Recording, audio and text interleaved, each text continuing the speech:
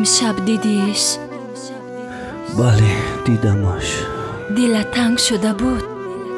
دلم برایش تنگ شده است. ولی این فقط از دور بود. همینشم برایم کافی است. چرا دوباره گریه میکنی؟ آخر دوستش میدارم. از منتظری خسته نشدی؟ نه. ولی او در فکری تو نیست. این برایم مهم نیست. تو حتی به دیدن عکسش هم روزی؟ بله. ولی او در آغوش دیگر کس خوش است میدونی؟ خوشبختی او رو میخواهم. تو دیوانه شدی مگر؟ بله دیوانه‌ام. دیوانه او. ای کاش او هم تو را همین قدر دوست می داشت. افسوس. ای کاش در آغوش خودم می بود.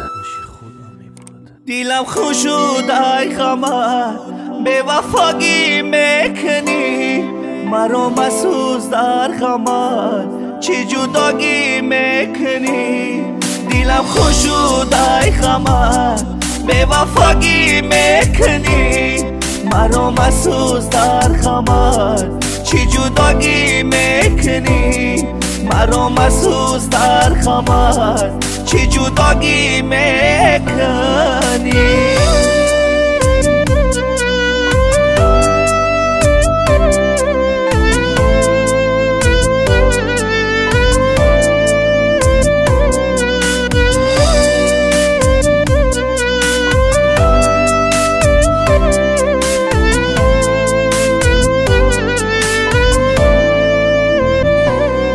مرم ایا خوشم کی عمر به تو میسوزم، اگر روی پا دیگره دل و جانی ما میسوزد، تنی تنها میگذاری مگر تو انصاف نداری.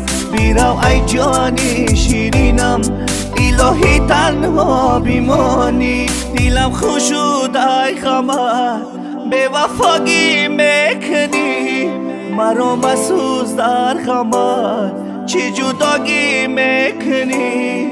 دلم خوش شد ای قمر، به وفاگی میکنی مرا مسوز در قمر، چی جداگی میکنی مرا مسوز در قمر، چی جداگی میکنی. zifostudio.com